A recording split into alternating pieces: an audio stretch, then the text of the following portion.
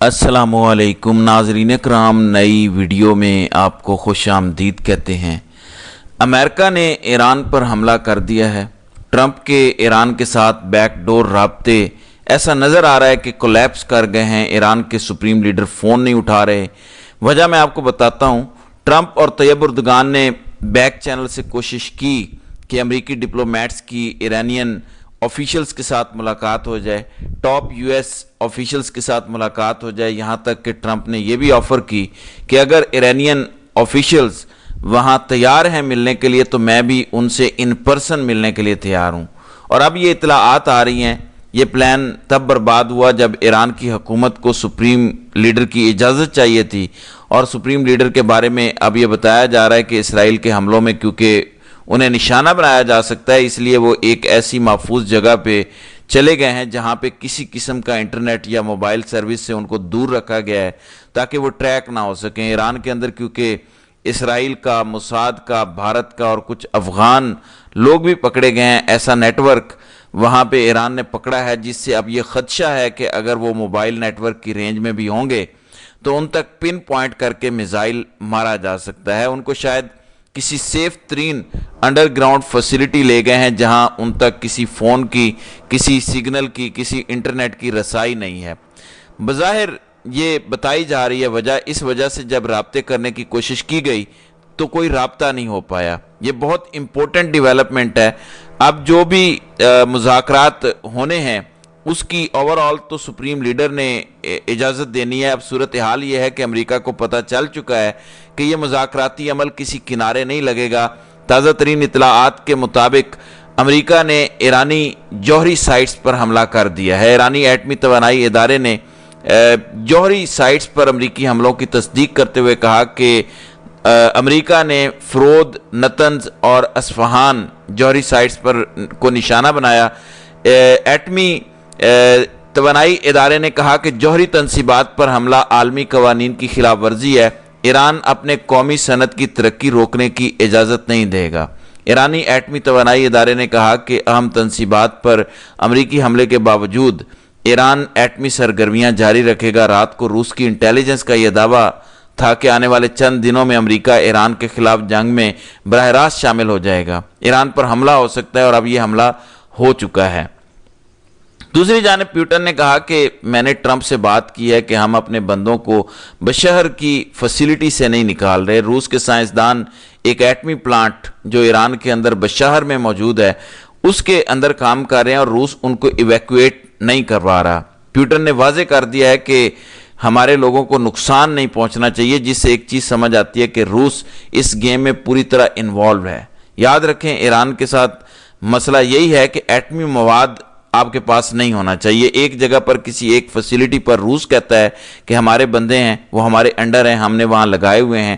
روس ایران کا اتحادی ہے۔ ایران یوکرین وار میں روس کے ساتھ کھڑا ہے، اس کی مدد کرتا رہا ہے، اس کو کامی کازی ڈرونز بھی اپنے دیتا رہا ہے۔ خود ایران کے یہ خودکش ڈرونز اسرائیل تک بھی پہنچ رہے ہیں کیونکہ اسرائیل کا دفاعی نظام جو ہے وہ ناکارہ ہو گیا ہے۔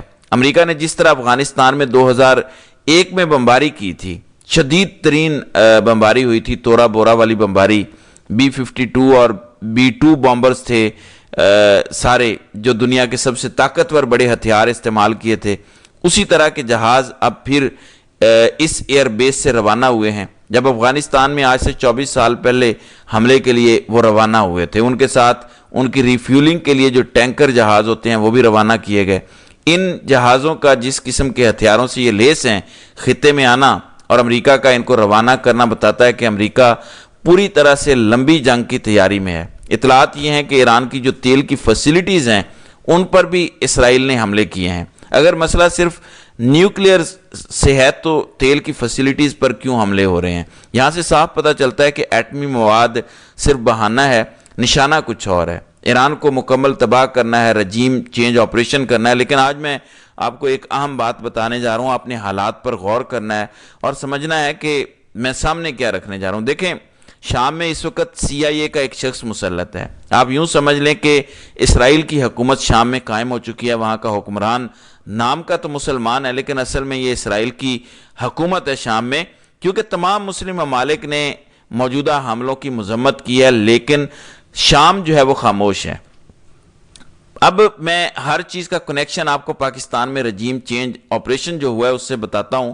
عمران خان کی حکومت آپ کو پتہ ہے گرائی گئی تو عالمی طاقتوں کے بہت سے منصوبوں میں پاکستان نے عمل کرنا تھا۔ ظاہر ہے کچھ وعدے ہوئے ہوں گے، ایسے تو نہیں انہوں نے سپورٹ کیا۔ آپ مجھے بتائیں پاکستان کو اتنی امیونٹی کبھی ملی ہے؟ نہ الیکشن درست ہوئے، نہ اپنی عوام کو بولنے دو، میڈیا بند کر دو، انٹرنیٹ بند کر دو، ایکس بلاک کر دو، کتنا عرصہ؟ کبھی مغرب نے ایسی امیونٹی پاکستان کو دی ہے؟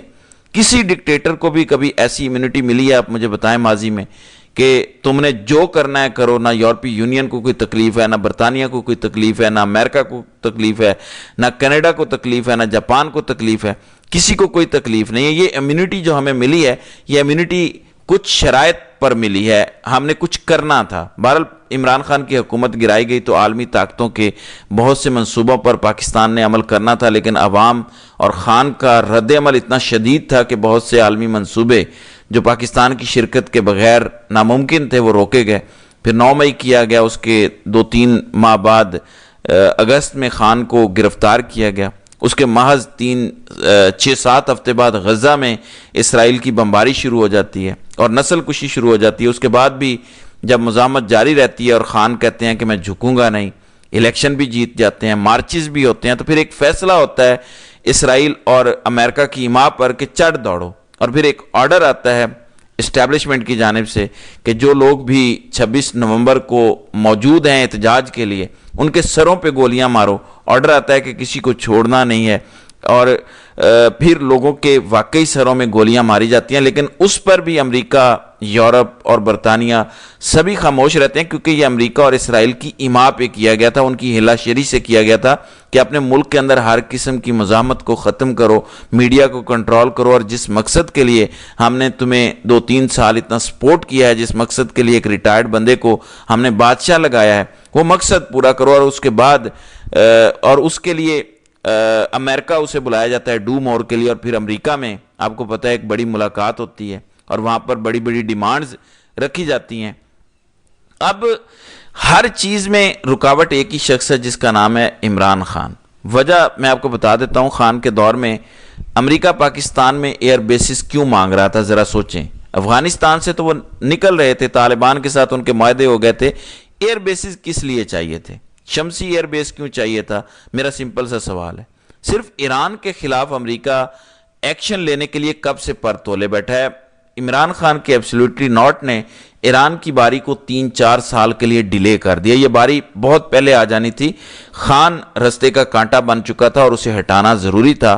خان نہ اسرائیل کے معاملے پر چپ کر رہا تھا اور نہ ایران پر حملہ کرنے دے رہا تھا، بلکہ جو بھی معاملہ ہوتا تھا الٹا خان ایران جاتا ہے اور کہتا ہے کہ آپ کی سعودی عرب سے میں دوستی کرواتا ہوں، سعودی عرب جاتا ہے اور کہتا ہے کہ میں ایران سے آپ کی دوستی کرواتا ہوں، بلکہ یہاں تک کہ ان کی ایفرٹ سے ایک ملاقات ہونا شروع ہو جاتی ہے، فون پر رابطے بحال ہو جاتے ہیں ایران کے اور سعودی عرب کے۔ تو جب اسرائیل اور ان طاقتوں کو لگا کہ یہ بندہ خطرناک ہو چکا ہے، اس کو نکالنا ضروری ہے، کیونکہ گریٹر کے رستے میں یہ بندہ رکاوٹ بنا بیٹھا تھا۔